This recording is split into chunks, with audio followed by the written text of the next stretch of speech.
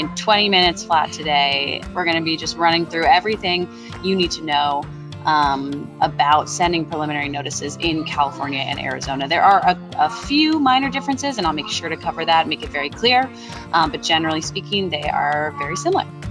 My name is Piper. I am on our customer education team here at Levelset, so I'm working with customers all day in California and Arizona a lot, talking about these preliminary notices and going over the requirements there.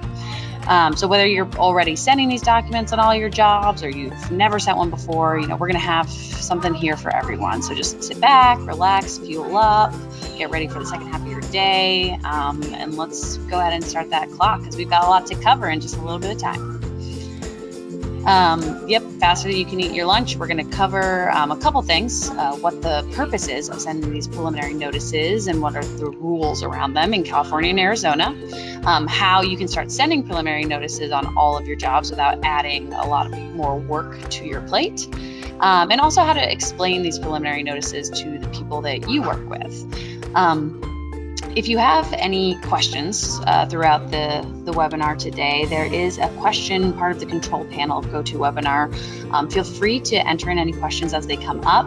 I'm going to try to be done with all of the content here in 20 minutes, like I said, but then I'll leave around 10 minutes at the end to go through those questions. So I'll do my best to hit all of them, but you will have my contact information as well. So if there's anything that you want to dive deeper into after the call, we can find a time to chat.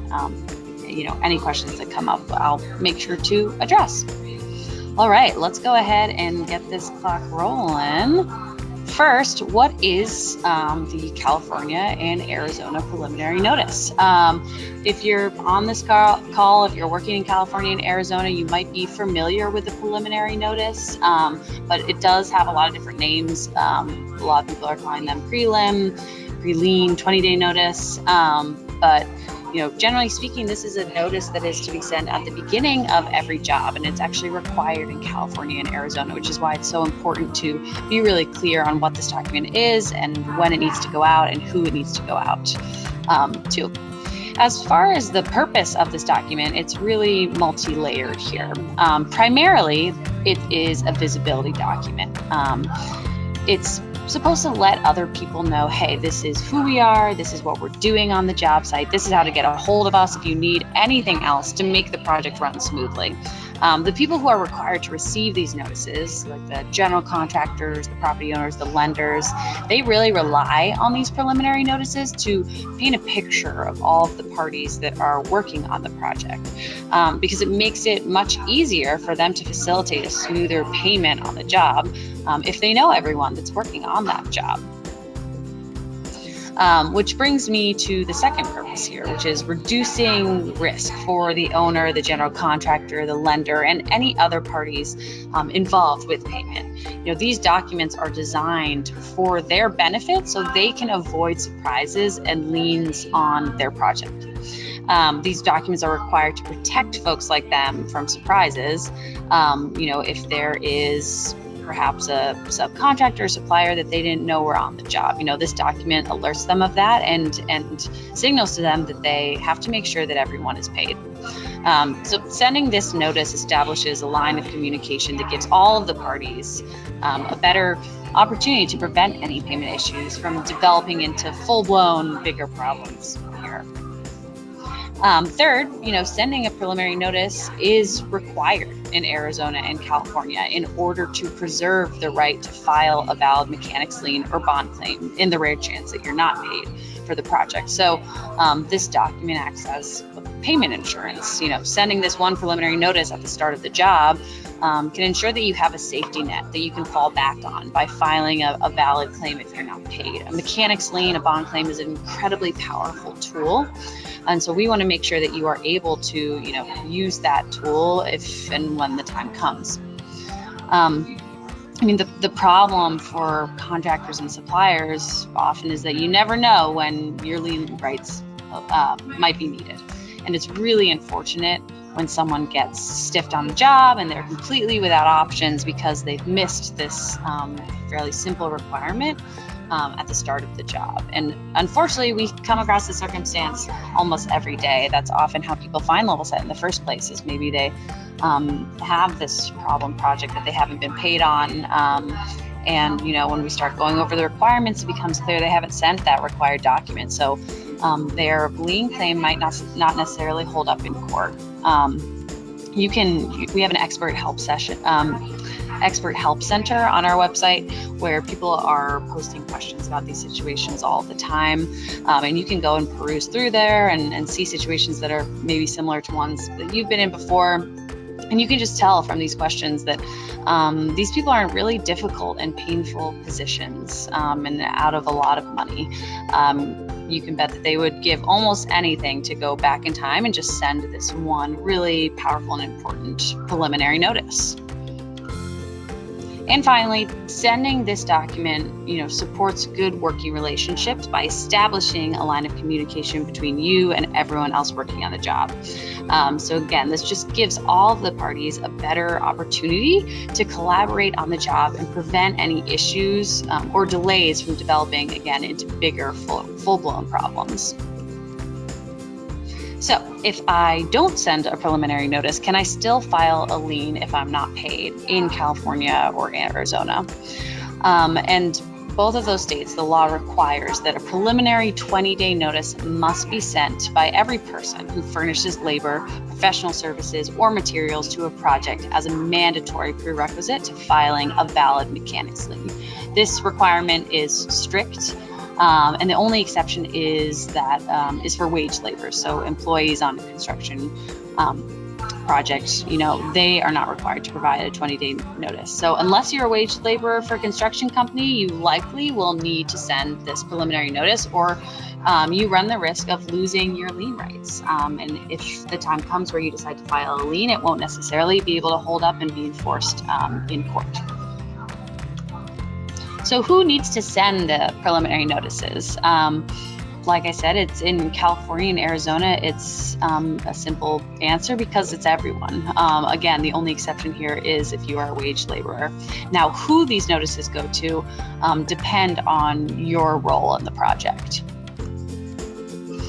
And a little more on that, a helpful way to keep track of who these preliminary notices need to go to is to think of sending them up the payment chain.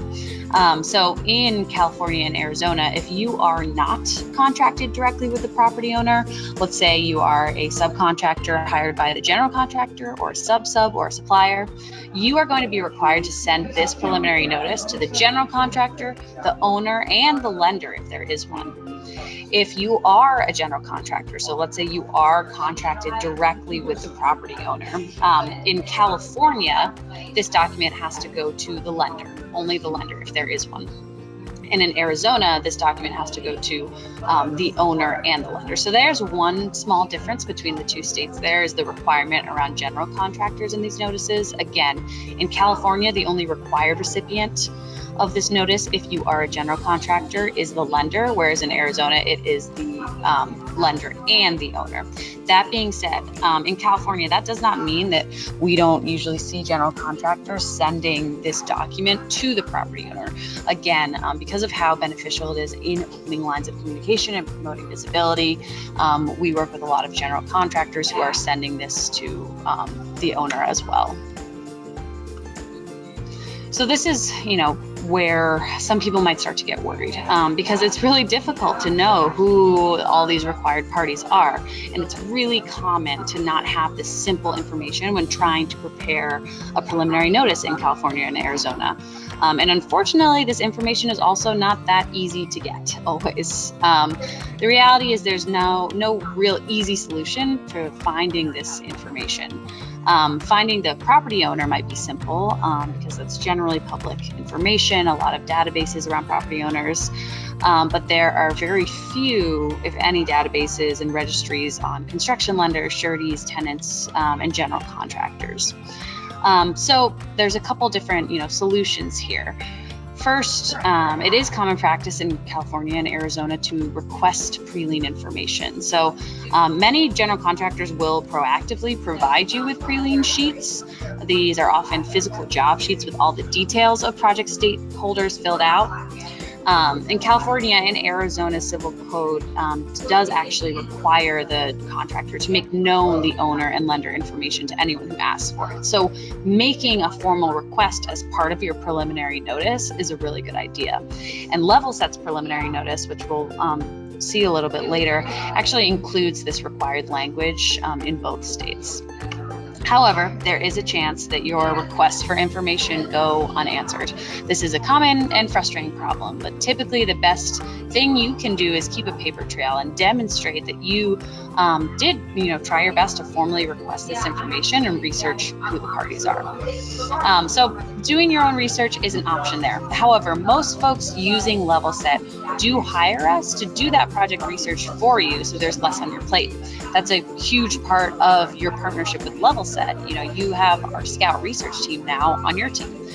We are available to personally investigate your projects. It's like having a personal investigator on all of your jobs here. It's their job. They're experts in finding project and stakeholder information. So you can really have, peace of mind that these documents will reach the hands of the required recipients. So when do I need to send my prelim? This is a super simple answer in California and Arizona because anyone who's required to send this notice has the same deadline to send this preliminary notice 20 days from the start of the job. 20 days from the start of the job in order to, again, protect and maintain those lien rights. Can I send my prelim early or late? Good question. The answer is yes to both of those. So a lot of people might not know exactly when they're starting to work on the job and might have, a hard time knowing when to start calculating those first 20 days. In those cases, people may send the preliminary notice as soon as they know they're going to be on site. Sending that document before you arrive on site is still valid. So really, you can't send it too early there. And in the same vein, maybe you realize you've missed the first 20-day window and you forgot to send the prelim. Never fear. In California and Arizona, it's actually better late than never. You can still send that preliminary notice and it will preserve your lien rights on anything furnished in the last 20 days and anything moving forward on the job. So at least you can get payment insurance coverage for a portion of your work, and it still carries all the other benefits of opening up communication and getting you paid faster. So there are, some states where you miss those deadlines and it's pretty fatal to your lien rights. California and Arizona are not those states. You can still send this preliminary notice, and it's still best practice to send this out, even if you're sending it on the later end. When is the preliminary notice requirement considered satisfied? So this requirement to send a preliminary notice is fulfilled upon mailing. So the preliminary notice must be sent within the 20-day notice period. And actual delivery is not required within the period. So just as soon as you send it, that requirement is met. So what information is included on this document? So there's a lot of helpful information on the preliminary notice. And here up on the screen, you'll see an example of Levelset's preliminary notice. All of our preliminary notices have this cover page on the front here. Professional, friendly, in order to, really be true to what this document is, a friendly visibility notice. The first page that people are seeing is this page all about you. So you're able to see a brief description of the labor and materials provided, the address of the job, your information. You can see you can put a logo and a company description, custom message. And then another requirement on this document will be the estimated total contract amount. And then on the other pages of this document, I only have the first one up here, but on the other pages of this document, that's where we'll include information about your customer, other stakeholders, and then on the final pages is where we will include any statutorily required language in California and Arizona. Because these are required documents, there is some language that has to be on this preliminary notice, and that's included on the final pages of it in Levelset. It's just not the first thing they're hit with. Instead, it's this nice and friendly cover letter here. So, do I need to send an amended notice if the estimated total price is exceeded or changes? Now, this is probably the biggest and most important difference to note between California and Arizona. So first, let me talk about California specifically. The estimated total contract amount is required to appear on the preliminary notice, like I said in the prior slide. Many people wonder, if that changes, since it's just an estimate, do I have to send a second prelim if the contract amount goes up or changes? The answer in California is no. One preliminary notice is sufficient in California, and California does not require amended or supplemental preliminary notices if the estimate of total price changes. In Arizona, it's a little different. Arizona has something called the 20% rule, which means that if the value of your work exceeds the original estimated total contract amount listed on your first notice by 20%, then you need to send a second amended preliminary notice with an updated contract amount listed. So what that means is, you should make best estimate you can of the total contract price when you send your first preliminary notice. And if your actual furnishing, differs from your estimates and representations, you only need to create a new preliminary notice if your actual furnishing exceeds your projected furnishings by more than 20%. And also an important note is that Arizona recently passed a law in May of 2019 to increase the threshold for amended notices from 20 to 30%. And that's going to go into action this coming December. So that's, again, an important difference here. In California, you do not have to send another preliminary notice if that contract amount changes, but in Arizona, you might if it goes up by 20% or starting in December, 30%. Who actually sends these documents? Again, short answer, everyone. Everyone's sending this. And let me show you some numbers recently pulled here. So you can see, combined, up on the left, that's a picture of Arizona, and then we got California on the right there. This is a customer interactive map we have in Levelset where you can see other people who are using Levelset to exchange documents. So you can see last month, combined, there were 7,602 preliminary notices sent just through Levelset. That was an average of 10 preliminary notices per customer just in the last month. And again, keep in mind, these are just through Levelset. So there are many companies who are sending these documents in-house, which is a lot of time, a lot of hard work there. And there are also other companies that exchange these documents as well. So there's even more of these preliminary notices being exchanged. So how do I start sending these on all of my jobs?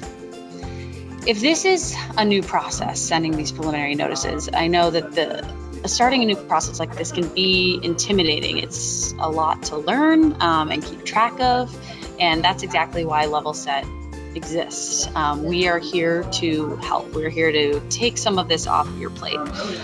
We want to save you time and make this an easy part of your job, so as to not add extra work to your plate, just to ensure protection, because it is so important to protect those lien rights.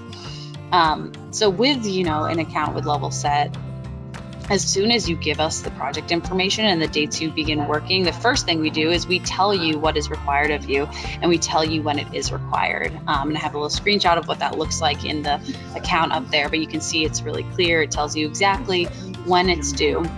And it just helps keep track of all the deadlines for you and comply with the requirements based on your role and the type of project you're working on and where you're working on that project.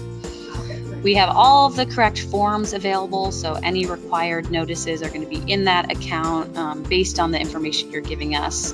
And then we're going to help you with, like we were talking about earlier with the Scout research team, we're going to help you with project research to fill in any gaps in your information, be it project information or required recipient information. And then, after all of that, we will send the documents for you. So these documents have requirements. They have to go through US certified mail, which can be a pain to do on your own and also expensive. So, we will mail these documents for you, and we will upload all of the documentation and proof of mailing to your Levelset account where it's stored indefinitely so that you can access it whenever you need it. And if you are really looking to save even more time, our California and Arizona customers love taking Sorry, there was a little delay there in the pictures, but I think they're up there now. Our customers who are working in California and Arizona love taking advantage of some of our low touch features. So some examples there are, this queue where you can create a document rule, as we call them, where the account is actually going to be creating and sending these preliminary notices for you. So you don't even have to click that create a document button. As soon as you give us the job information and the date, we will take care of the rest. There's data importing options where if you want to get a whole lot of information into Levelset, be it jobs or invoices, we can do a bulk import, or we can integrate with the project management system or set up a custom spreadsheet import. We have lots of options for getting your data into Levelset if you feel like that might slow you down. And then, lastly, with our Scout Ultimate Research team, there's a couple different levels of Scout Research.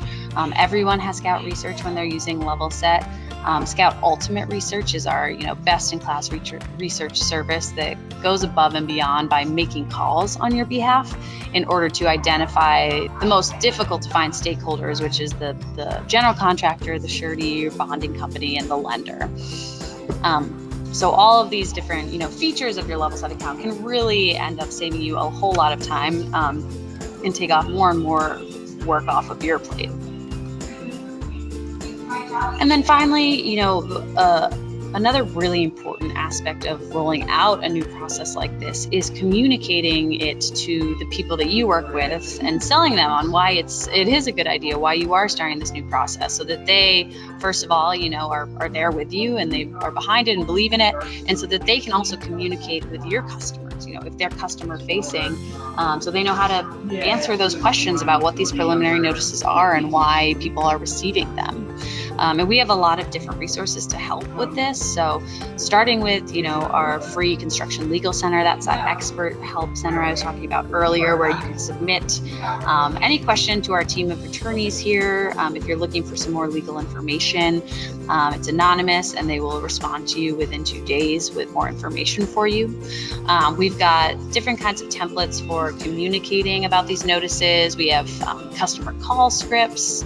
And then finally, we have some really fast expert support. Our support team is awesome. I've got to put in a plug for them.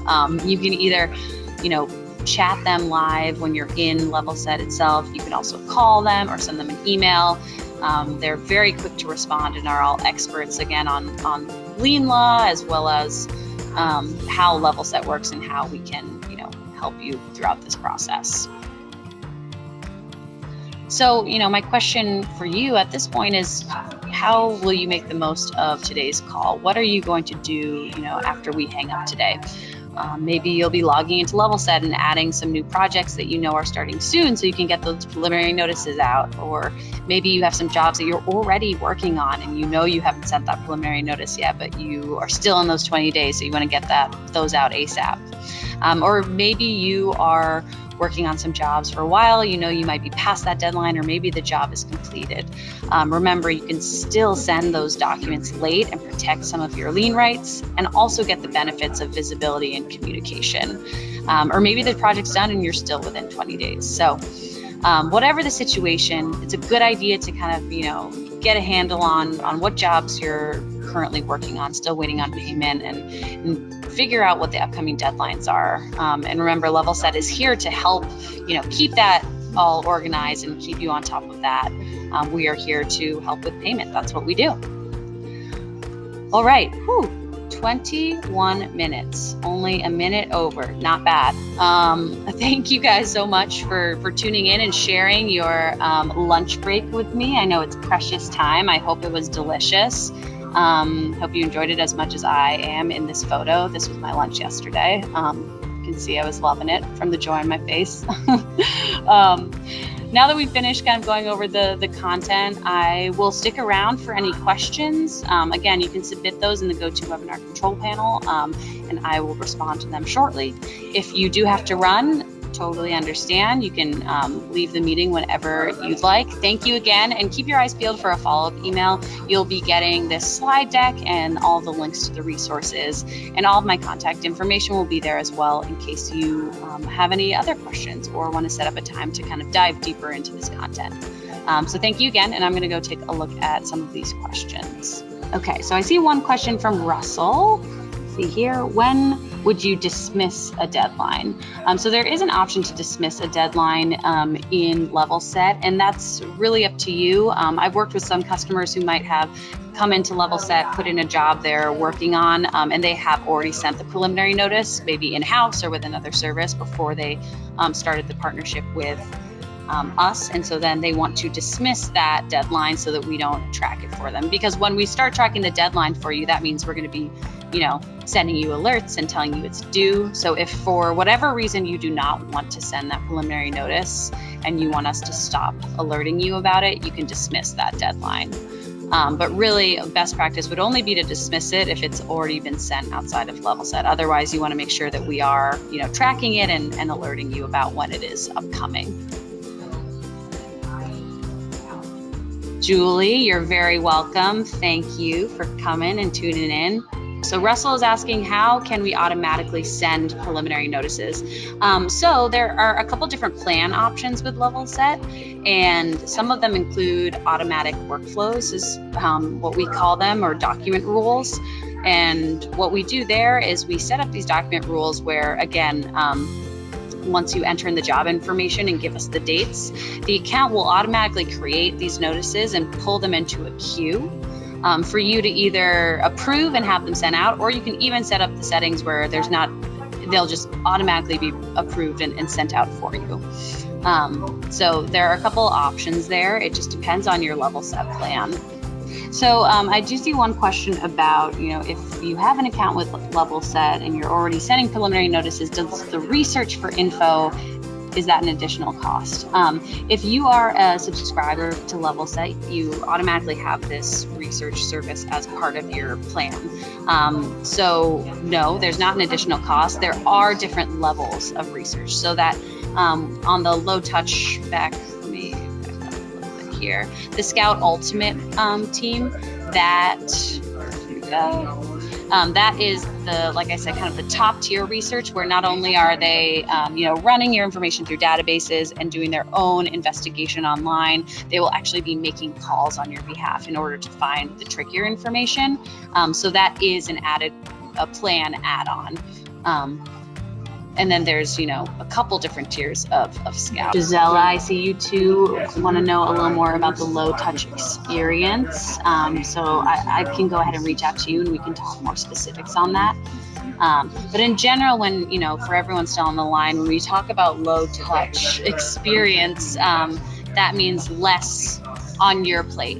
So literally, you will have to touch the account less. You won't have to click that create a document button because the account will do it for you. So there are just different ways to automate almost every part of the Levelset experience, be it having the data imported for you, having the documents created for you, a lot of different options so that you don't have to worry about it.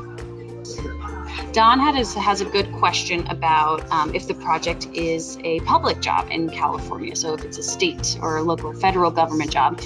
So there's a very similar process, but it's ultimately you would file a bond claim instead of a mechanic's lien claim. But the same process will be there, so you still have to send this preliminary notice. And with your Levelset account, when you're entering in the job, you will put in the project type. So you'll either put commercial, residential, federal, private, any kind of project, you'll put it in there, and the account will tell you the requirements based on the project type.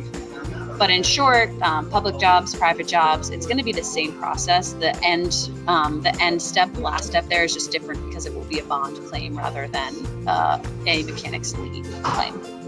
How do you get your company logo on the preliminary notice? Great question.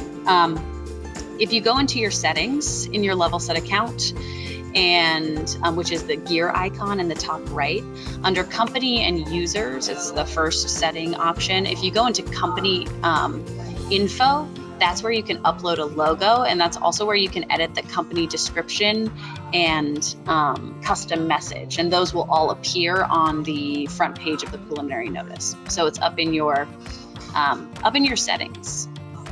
So Yvonne, I see you have a question about research.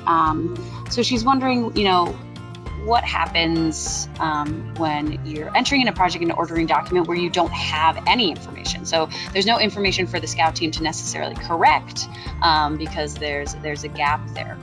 So you'll see that when you order a document, when we ask for the required recipients, there's an option to click I don't have this information.